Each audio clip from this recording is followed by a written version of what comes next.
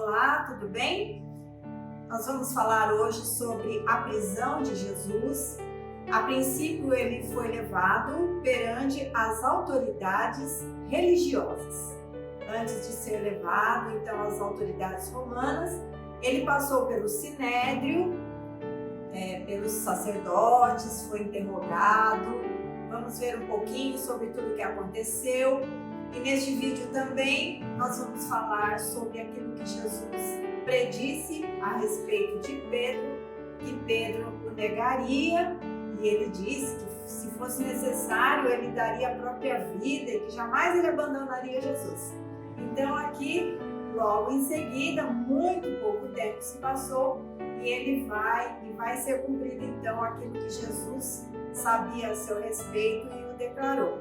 Vamos ler então o texto, alguns trechos que falam sobre esta passagem, este acontecimento, e para nós analisarmos alguma coisa. Mas antes de qualquer coisa, eu quero pedir para você que você possa ficar até o final. Deus tem uma palavra, um ensinamento para você. Se você gostar, que você possa curtir. Se você achar que alguém gostaria de ouvir essa palavra, compartilhe. Deus te abençoe.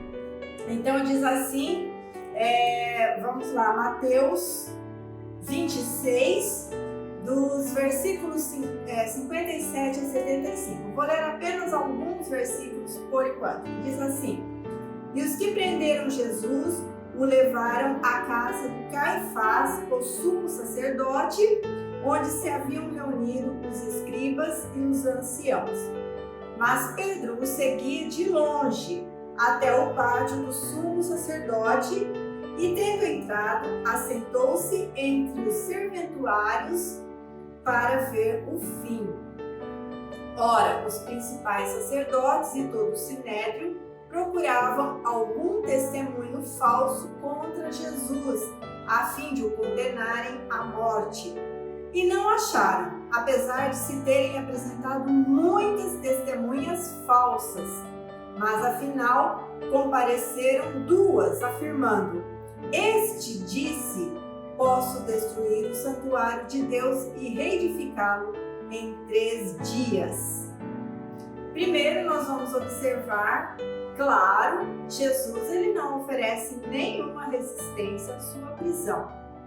Ele é encontrado ali no jardim, no Getsemane. Ele estava ali com seus discípulos, Judas, o traidor, chegou, indicou quem ele era, com um beijo, né? Teve toda uma situação. Pedro quis defender Jesus, né? Numa atitude assim de extrema coragem, vamos dizer assim. Então ele não ofereceu nenhuma resistência à sua prisão, claro, porque ele veio a este mundo exatamente para cumprir este propósito. Foi para isso que ele veio a este mundo. Ele não veio para resistir a nada, ele veio para cumprir. Então vamos à sequência dos acontecimentos para nós ordenarmos então esse estudinho sobre este trecho. Primeiro foi a prisão. E aí nós vamos, na sequência, o julgamento religioso perante Anás e Caifás, que eram os principais sacerdotes e eram os anciãos, e também diante do conselho, né, que formava a corte conhecida como Sinédrio. Nós sabemos que o julgamento de Jesus, ele foi ilegal. E nós vamos analisar algumas coisas pelo fato de que ele tenha sido um julgamento ilegal. Não foi feito da forma correta, não foi feito da forma justa, e parece até que a gente está vendo alguma coisa aqui hoje em dia, né? Julgamentos ilegais, arbitrários, e assim foi também com Jesus. Por exemplo, Jesus ele foi levado à casa de Anás durante a noite. Anás ele era o sogro de Caifás. E Caifás era o sumo sacerdote daquele ano, designado para ser o sumo sacerdote daquele ano. e eles o levaram para a casa de Anás. E isso não é um julgamento, você ser levado na casa de uma pessoa, ainda que ela seja uma autoridade. A casa não é um lugar de ser um lugar para ele ser interrogado, enfim, passar por um interrogatório. Então ele foi levado durante a noite, e ao invés de o levarem direto para uma corte. Esses detalhes não estão descritos por Mateus. Nós vemos que Mateus aqui, ele fala que, ele já começa falando que o levaram à casa de Caifás, o sumo sacerdote. Mas na verdade nós vamos encontrar o complemento desta palavra lá em João, no capítulo 18, nos versículos 12 a 14, que aí então relata que ele foi de noite para a casa de Anás e depois de manhã ele foi levado para a casa de Caifás, que Caifás era realmente o sumo sacerdote e Anás o seu sogro.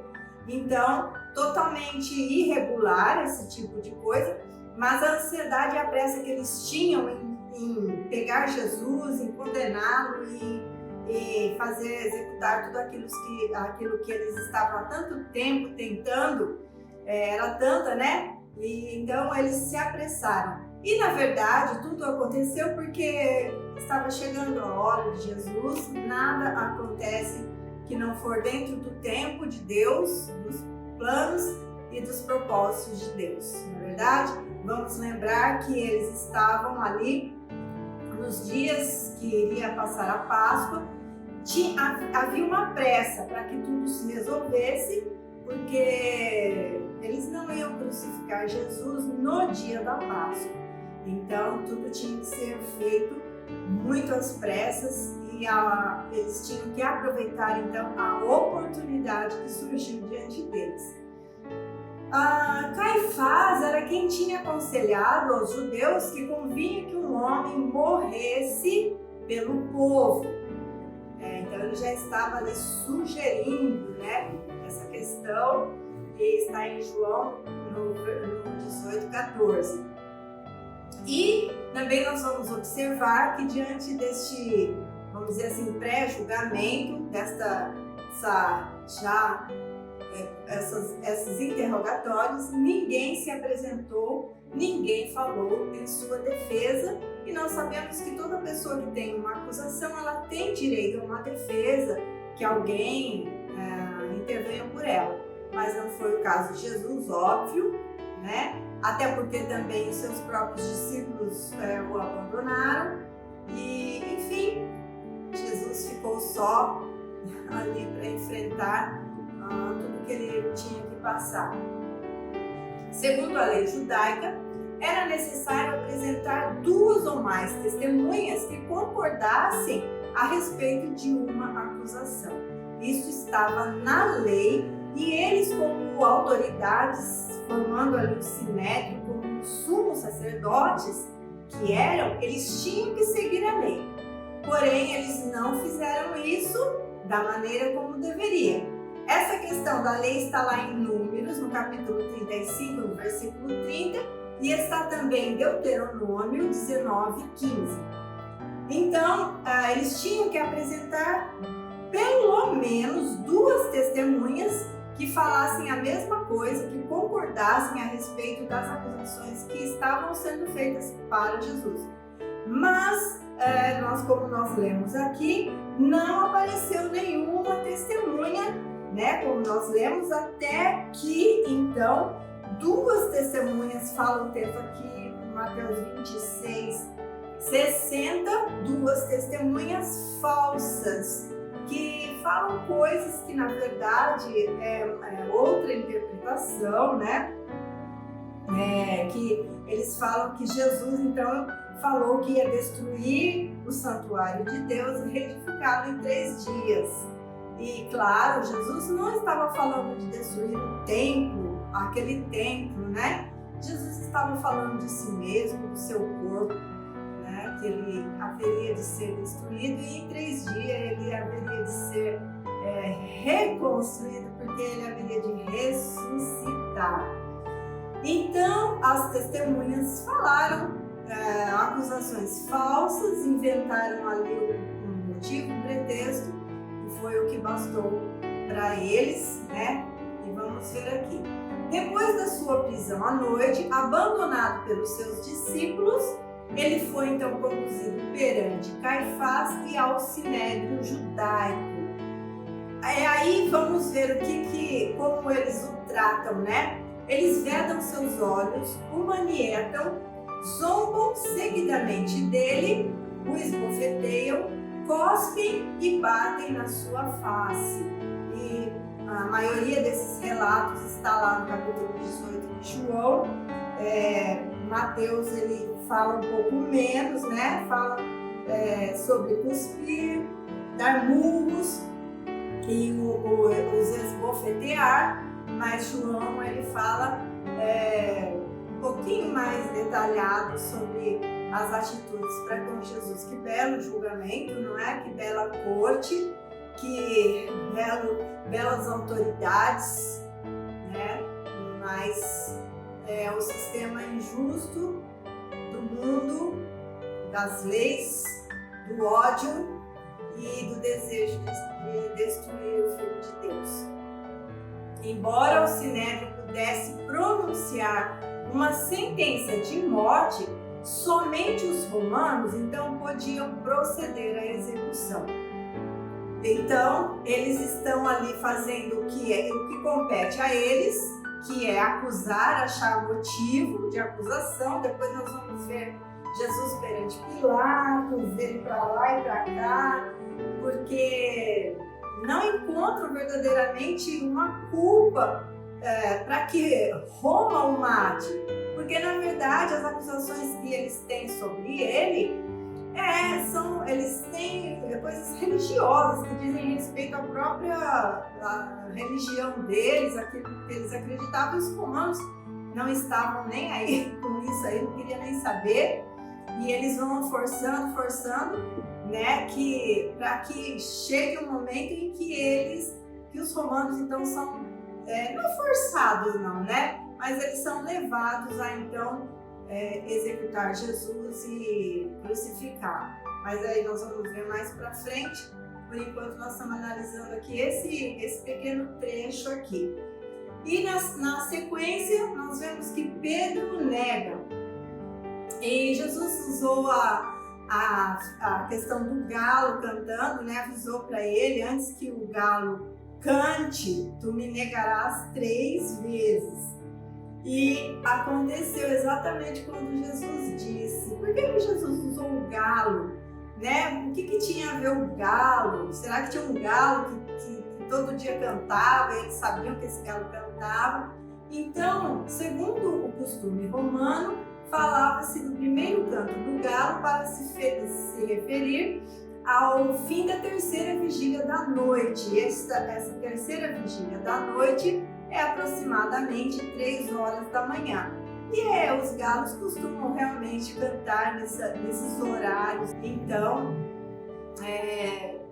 Jesus então falou sobre isso e eles tinham esse costume de observar o canto do galo, que era mais ou menos nesse período da noite.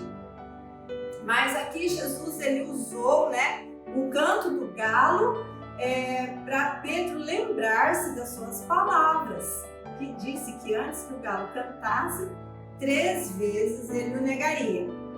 E aí nós vemos 2 criadas que interpelam Pedro ali, porque Pedro ele não fugiu, os outros fugiram, mas ele ficou meio ali na região, ele ficou no pátio, ali fala no pátio dos sacerdotes, ele ficou ali à espreita, querendo talvez acompanhar de longe, ver tudo que iria acontecer, que estava acontecendo, e ele ficou meio ali, mas a sua maneira de ser, de se vestir e até de falar denunciava quem ele era. E no meio de toda aquela confusão, de tudo que estava acontecendo, ele foi identificado a princípio por 2 criadas e depois um grupo ali de pessoas que estavam com ele reconheceram que ele era um discípulo de Jesus. E aí diz que Pedro o negou. Ele fala com juramento, não conheço este homem. No versículo 74, fala que então começou ele a praguejar e a jurar: não conheço esse homem. E aí, imediatamente, o galo cantou, né? E ouvindo o galo cantar, lembrando-se das palavras de Jesus, Pedro chorou amargamente. E assim nós encerramos esse trecho que encerra o capítulo 26 de Mateus, né, com o arrependimento de Pedro. E nós sabemos que arrepender-se é algo bom. Jesus conhecia Pedro. Jesus andou com ele andou com Jesus. Jesus conhecia a sua natureza. Jesus nunca desistiu de Pedro, né? Jesus esteve até o final com seus discípulos, até mesmo com Judas, que o traiu. E Jesus é maravilhoso, né? É diferente depois, quando nós vamos na sequência aqui no capítulo 27, ver sobre o suicídio de Judas, que ele teve remorso. O texto fala que ele teve um remorso e isso o levou a suicidar-se. E é diferente de arrepender-se, né? Então, quando nós nos arrependemos daquilo que nós fazemos e o Senhor conhece o nosso coração, Ele nos perdoa. E 1 João 1,9 diz assim: se confessarmos os nossos pecados, Ele é fiel e justo para nos perdoar os pecados e nos purificar de toda injustiça. Hoje nós estamos neste tempo de graça do Senhor Jesus, que Ele já perdoou todos os nossos pecados. Não tem pecado que Ele não tenha perdoado. Já estão todos. E nós, se nós errarmos, falharmos, né, fala de Deus que nós temos em Jesus um advogado que se compadece de nós, das nossas fraquezas, porque Ele também sofreu a nossa da mesma maneira que nós. Porém, Ele não pecou. E Ele conhece a nossa natureza. Não é verdade? Lá no Salmo 139 fala que o Senhor lembra-se que somos pó. E Ele afasta de nós as nossas transgressões, como o Oriente se distancia do Ocidente. Assim Ele afasta de nós as nossas transgressões. Ele não nos trata consoante os nossos pecados. Isso é maravilhoso. Esse é o Deus, é o Jesus que nós cremos. Ele não é um carrasco, Ele veio para os enfermos, Ele não veio para os sãos, Ele não veio para os perfeitos. Ele veio justamente para consertar os nossos erros, nos dar a chance de ter uma vida nova, de viver coisas novas. E nós temos essa chance todos os dias. Você tem essa chance todos os dias. Amém? Então, fica esta palavra sobre o julgamento, o começo do julgamento de Jesus perante o Sinédrio, perante a corte religiosa. Vou ficando por aqui. No próximo capítulo, nós então entraremos no capítulo 27 de Mateus. Deus te abençoe em nome de Jesus. Fica com Deus.